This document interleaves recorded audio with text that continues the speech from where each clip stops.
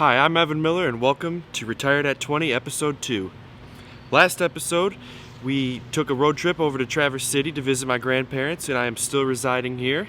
Today we're going to head up to historical Fishtown and do some exploring. I'll see you guys then.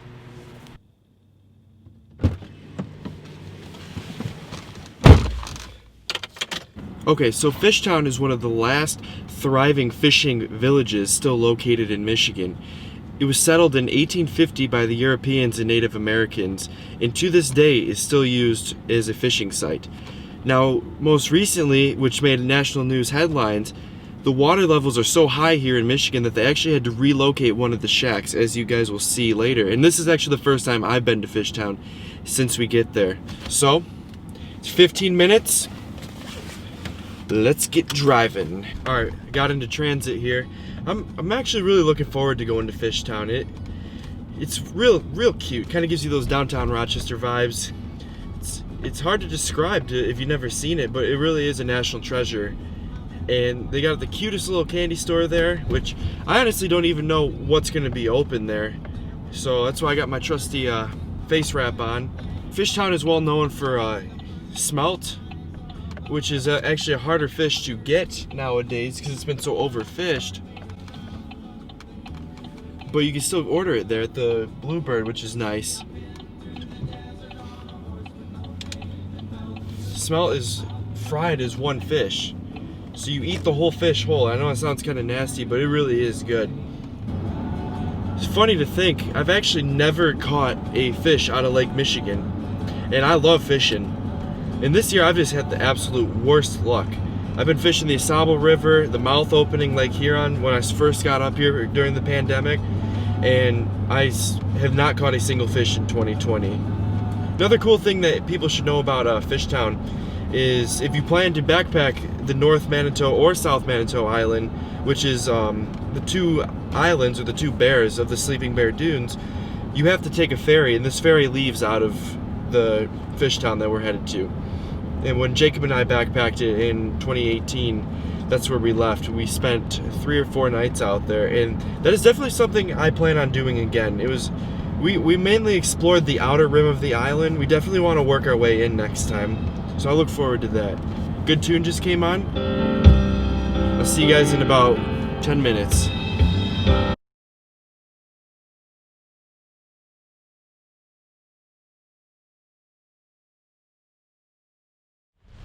Feels great to be in Fishtown this time of year. It's probably the earliest in any year of my life that I've been able to make it up here, and that's partially due to the pandemic, so I am enjoying that retired lifestyle, as you can see. Water levels are extremely high. It's no wonder they had to move that or relocate that building. It is crazy. There are some people here, you know, business is open, so everyone's got their masks on. Looks good. It's a little chillier over here, closer to the water than it was over by Suttons Bay. This might not be the best choice of clothes to wear over here, but as you can see, that's Fishtown. You can't come to Fishtown without getting some smoked whitefish dip. We're gonna do a review of this stuff real quick. $6.50 for this. This is good quality stuff. This is Michigan made. Great Lakes. Lake Michigan. Look at that stuff. I even got the crackers. If you've been to Fishtown, you know it is necessary to get this stuff. Let's try a quick one before we get back on the road here.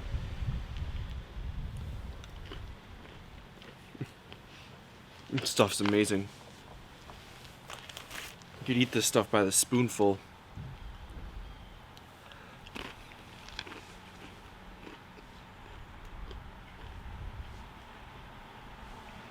It's fantastic.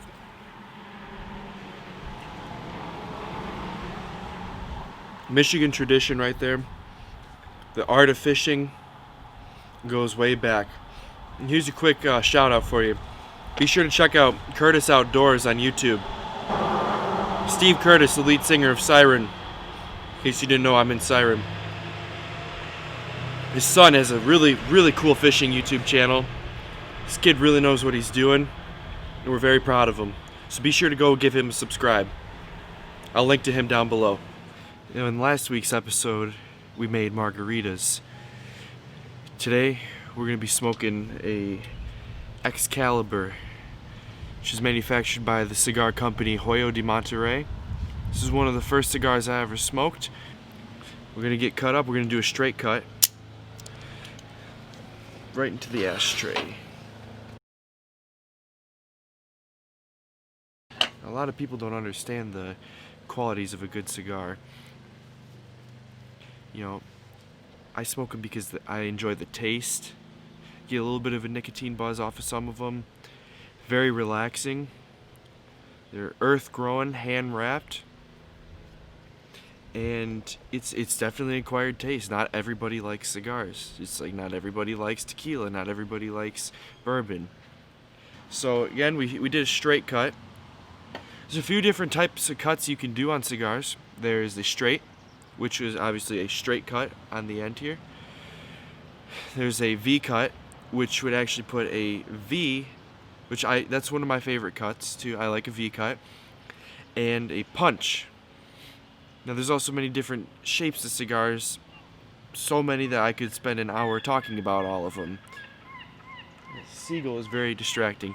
Anyways, with torpedoes, which are shaped like a torpedo, that's what I was smoking yesterday, you can't really V-cut a torpedo because you have to cut the tip off of it. So you would use a straight cut. Again, just like anything else, it's all opinionated. It's time for a good smoke. We got a Rocky Patel laser torch here. I got this from my grandpa for Christmas a couple years ago. This thing's pretty fancy actually. Gonna get toast in here if this works. Sometimes fancy torches aren't the best, I guess. Wow, this stupid thing really will not light for me. Come on.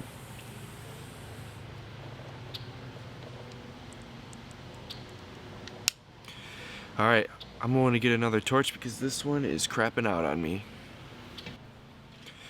Now, as much as I was looking forward to using that Rocky Patel laser torch, it wouldn't work. So this is one of the most reliable torches I've seen. Be careful, it does put off a big flame. It's Cohiba.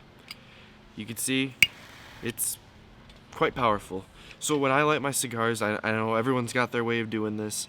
And this is retired at 20, and this is how we do it here. I toast it a little bit to at least get it black. Again, it doesn't have to be perfect. It's kind of hard to see it outside, but we're just gonna toast it.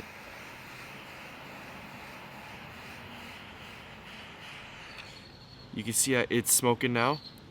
It's black on the end. So we're gonna start puffing, circulating. This might get weird here for a second, but we definitely want to get the end wet and start to taste the tobacco a little bit. Now I'm not gonna tell you that this has a cedar aroma or what. It tastes like a cigar to me, okay? Most cigars taste the same to me. My grandpa's the same way. The major difference I can taste is a Maduro cigar versus a Connecticut. So now we got the end toasted a little bit, we're gonna start really getting lit up here. And this process does normally only take me 20 seconds, but explaining step by step, obviously I want to go into a little bit more detail. Here we go.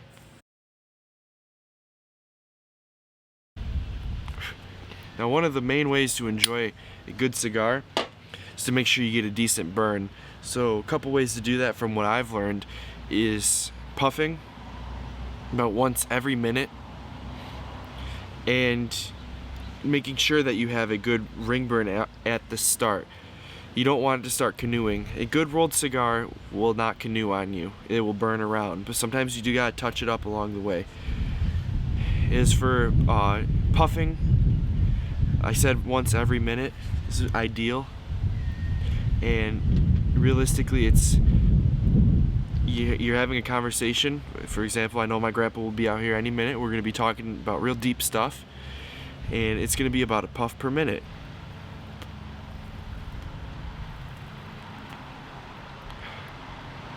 Tastes great. I'm no cigar YouTuber.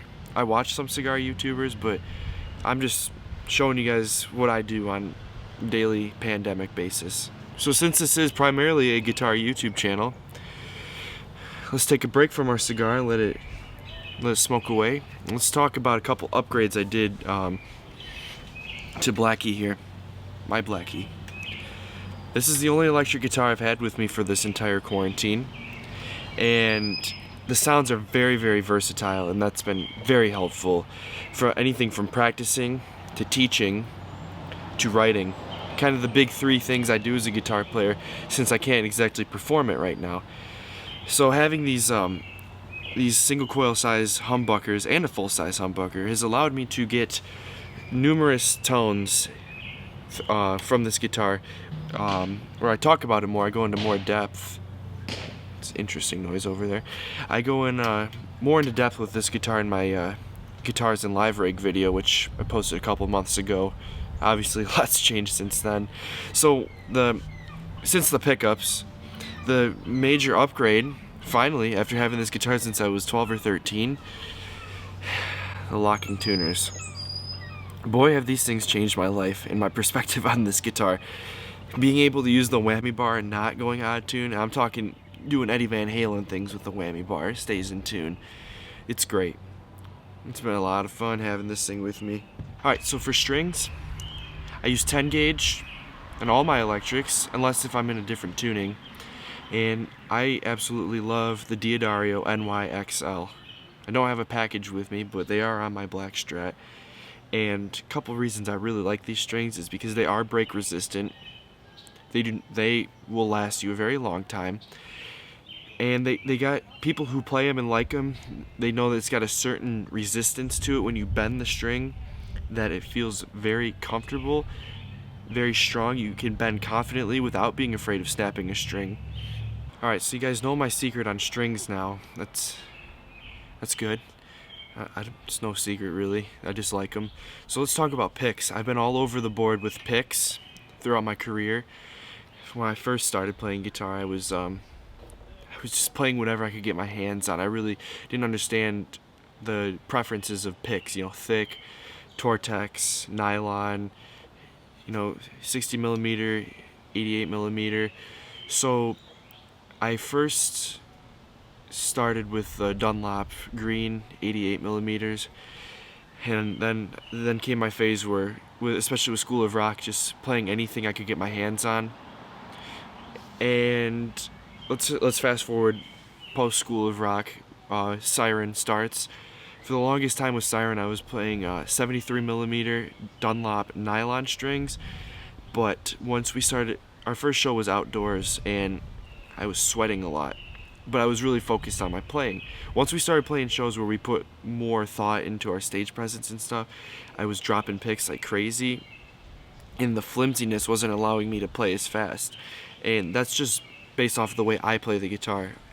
Eddie Van Halen plays very thin picks, and obviously we all know that he is very fast and very skilled on the guitar, if not one of the best. Come August of 2019, I went to see Nugent live for my third time, and I caught one of his picks that he chucked down in the audience, and I jammed a little bit on it, put it away, then I put it away. I didn't ever touch it again because I'm a huge Nugent fan, and I got back into the Tortex picks again. And a good promo thing is having your logo or your signature on picks. And I had done that through some years. I had some cheap plastic picks with my signature and old band OIM Appear, just our name stamped on it.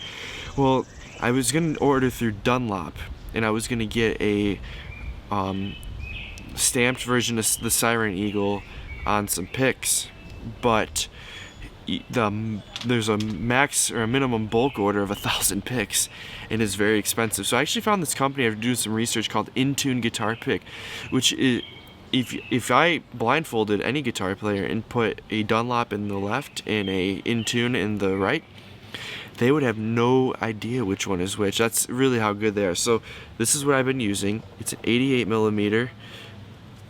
I got it in the yellow. It's kind of a lime green yellow, and as you can see there, it's got the Siren Eagle on it, and I really dig it.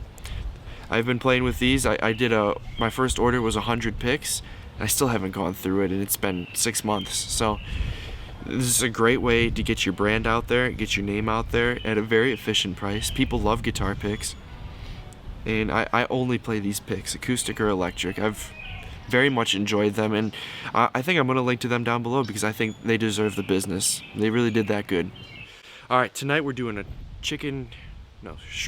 We're doing a shrimp stir fry. Prepping the shrimp right now. Real easy recipe. This is probably one of the best things I can cook. Best and only kind of professional grade dinner I can make. And I'm looking forward to my grandparents' reaction when they try it because they're probably going to be very impressed. Alright, it is stir fry time. I was able to get the Iron Chef General Tausch sauce. It's my favorite one. I'm going to open this puppy up and get cooking. New Benchmade knife does the job. So I mentioned earlier that we were doing a shrimp stir fry. We got the shrimp here prepped. And we're going to start by actually just putting some oil in here. I just want to make sure everything's accessible when the time is right. We're going to start with a little bit of vegetable oil. Just get the shrimp cooking. Hopefully Pa doesn't disrupt me as I'm cooking. A little bit of oil does go a long way, my friends. Alright, let's dump this in and see what happens. Those of you who know me, this is about the only thing I can make good. I'm like a stir fry freak. I love this stuff. We're about to have oil flying everywhere, you see.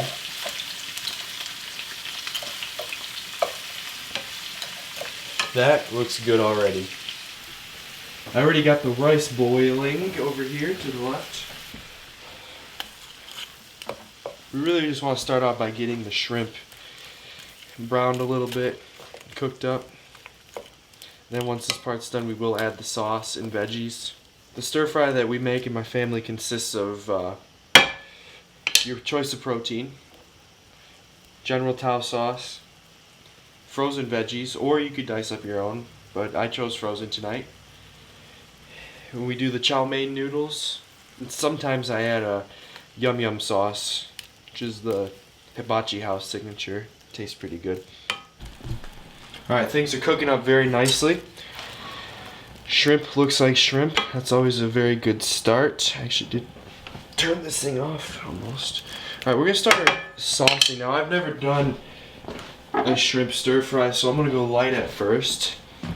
Then we're going to test a couple of them and see. Oh, that stuff smells good right when the top comes off.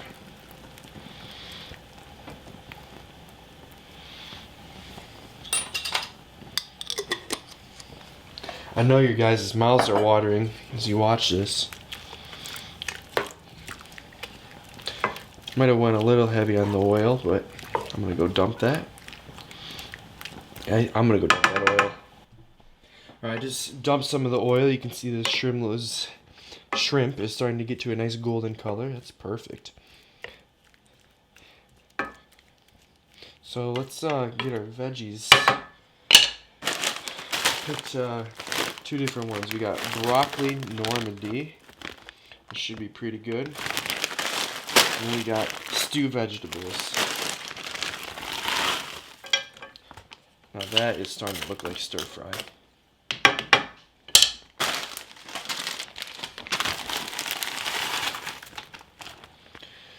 Those are big ass potatoes. No, wait, those are onions. And we're gonna dice those up as we keep moving on. Alright, now this stir fry is really starting to look like a stir fry. Things are coming together perfectly.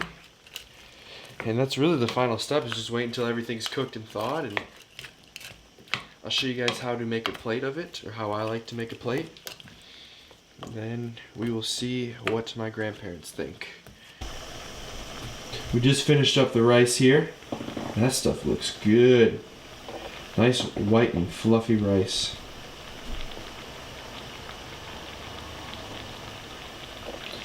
Right now I'm just letting the stir fry simmer a little bit.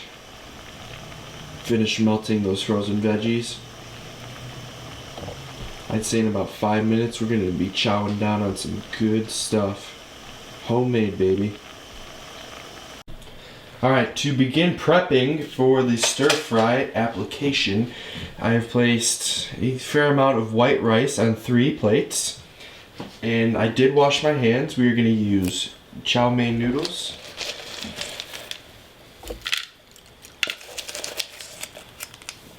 So we'll sprinkle on each one. So that looks good. Here it is, our final product. It's time to eat. Stir fry, I'm very happy with how it came out. 3 plates for 3 lovely people. Thank you guys so much for watching this week's episode. I hope you enjoyed it. I look forward to episode 3. Leave a comment down below if you have a good idea of a place I could go or something to do in northern Michigan. Remember to give me a like, comment, and subscribe. And I'll see you guys next time. Peace.